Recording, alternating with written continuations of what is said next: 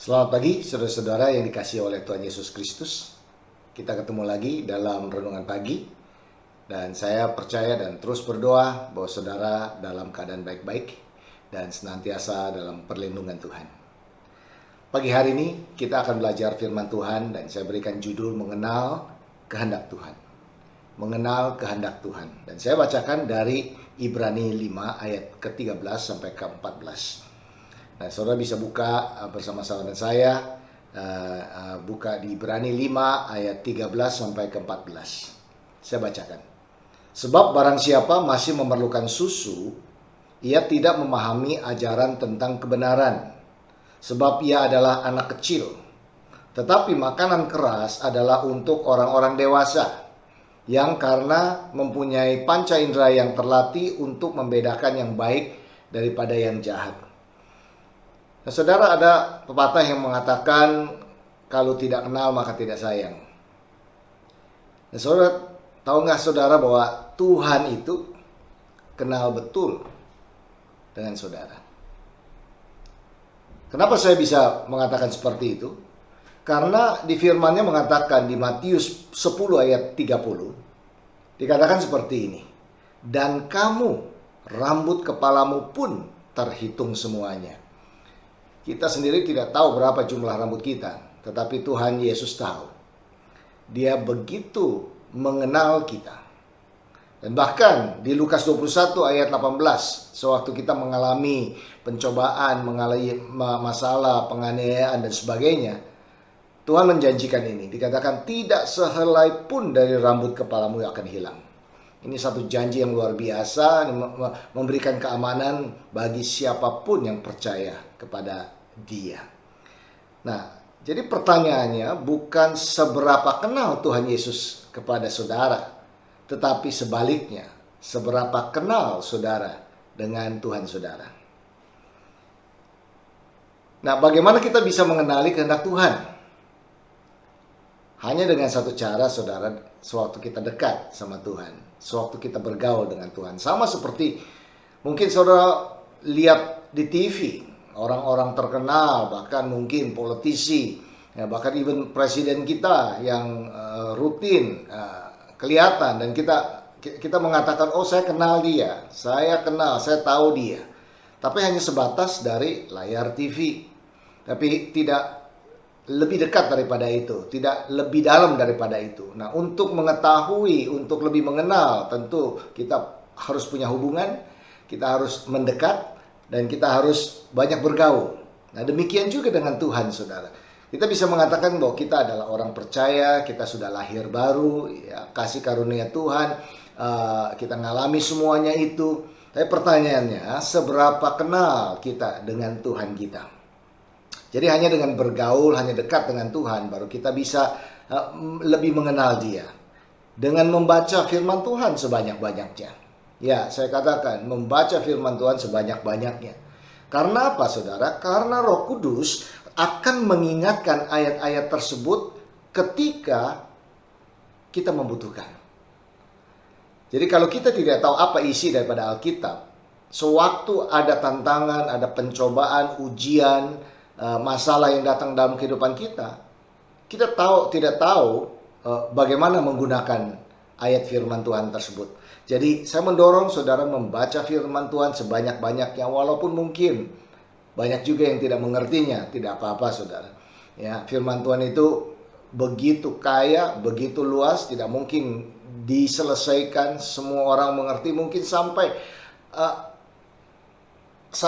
meninggal pun dia tidak sepenuhnya mengerti firman Tuhan. Ya, saya yakin tidak semua orang, tidak ada orang yang benar-benar sampai mengerti 100% sempurna, tidak, saudara. Karena pengertian kita terbatas, bukan? Ya, tetapi yang dibutuhkan oleh kita firman Tuhan itu, Roh Kudus akan ingatkan kepada kita sewaktu kita membutuhkan itu. Dan yang berikutnya adalah ya kita renungkan firman Tuhan itu. Nah, baik, untuk saya singgung sedikit di sini, saudara. Ada dua cara bagaimana kita bisa mengenal kehendak Tuhan. Yang pertama, sewaktu kita membaca Kita baca aja sebagaimana kita membaca dari satu fatsal ke fatsal yang kita baca. Kita ikuti, ya kita baca, kita pelajari kejadian-kejadian itu. Tanpa kita menganalisa, tanpa kita harus memikirkan hal-hal yang lain, kita baca saja apa isi daripada firman Tuhan tersebut. Itu salah satu cara bagaimana kita membaca firman Tuhan. Nah, kalau bicara mengenai merenungkan firman Tuhan, mungkin kita ambil satu perikop atau kita ambil satu ayat, dua ayat, dan kita mulai merenungkan di situ. Kita mulai mempelajari kata-kata yang disampaikan itu, apa maksudnya, kenapa, latar belakangnya apa, dan sebagainya. Kita merenungkan firman Tuhan. Ya, saudara, jadi kita harus, semua kita orang percaya, harus mengenali kehendak Tuhan. Karena pasti Tuhan mau kita hidup berhasil. Dan seringkali keberhasilan hidup kita itu terbatas karena kurangnya pengetahuan tentang firman Tuhan. Nah, saudara, seorang bayi bertumbuh menjadi anak kecil, anak remaja, dan akhirnya dia menjadi orang dewasa. Pasti makanannya juga berbeda ya. Makanan bayi sangat-sangat berbeda dengan makanan orang dewasa. Ya, bayi hanya bisa minum susu, ya, dan hanya orang dewasa yang bisa memakan makanan yang keras. Dan juga kita tahu bayi hanya bisa disuapi, ya, tidak bisa makan sendiri. Orang tuanya harus memberikan perhatian penuh kepada dia. Ya, kalau lapar dia nangis, kalau dia mau tidur dia nangis, dia nggak bisa buang ke kamar kecil sendiri. Ya, minta orang tuanya melakukan sesuatu untuk kepentingan dirinya. Nah, saudara, sama juga dengan kehidupan rohani, spiritual life daripada orang-orang percaya. Ya, kalau fokus hidupnya hanya untuk mementingkan diri sendiri, dia tetap adalah bayi rohani, walaupun sudah lama mengikuti Tuhan. Nah, hanya orang yang berpikiran dewasa yang bisa mengenali kehendak Tuhan. Karena dia bukan hanya memikirkan dirinya, tapi dia memikirkan lebih banyak kepada kebutuhan orang lain dan kepentingan orang lain. Anak kecil tidak memahami ajaran tentang kebenaran, sedangkan orang dewasa punya panca indera yang terlatih untuk membedakan yang baik daripada yang jahat. Nah, Yakobus 1 ayat 12 berkata, "Berbahagialah orang yang bertahan dalam pencobaan, sebab apabila ia sudah tahan uji, ia akan menerima mahkota kehidupan yang dijanjikan Allah kepada barang siapa yang mengasihi dia." Nah, saudara, bicara mengenai mahkota atau medali, itu hanya diberikan kepada pemenang dari satu pertandingan. Dan untuk mencapai itu, harus ada tujuan dan kemauan. Harus ada penyangkalan diri, harus disiplin dalam pengenalan akan Tuhan dan firman-Nya. Nah, jadi saudara, bagaimana kita boleh mengenal Tuhan? Dengan membaca firman Tuhan sebanyak-banyaknya, dengan merenungkan firman Tuhan. Bagaimana menjadi dewasa dan mengenali kehendak Tuhan? Baca firman sebanyak-banyaknya, merenungkan firman Tuhan, dan yang terakhir, melakukan firman Tuhan.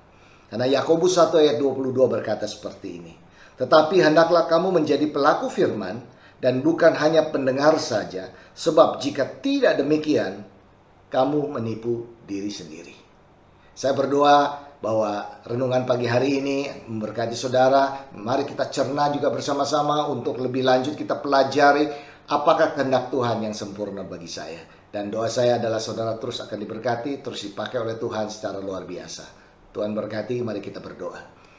Bapa, kami berterima kasih untuk firman-Mu, dan kami berdoa Tuhan, kami berdoa bahwa kami serahkan hidup kami, bahwa Engkau yang memakai hidup kami untuk kemuliaan nama-Mu.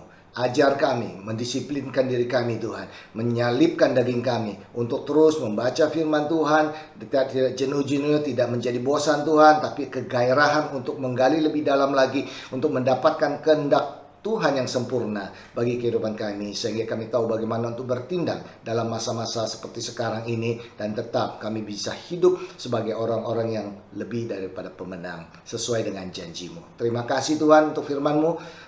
Terpujilah nama-Mu, di dalam nama Yesus Kristus kami berdoa. Amin dan amin. Baik, Tuhan berkati.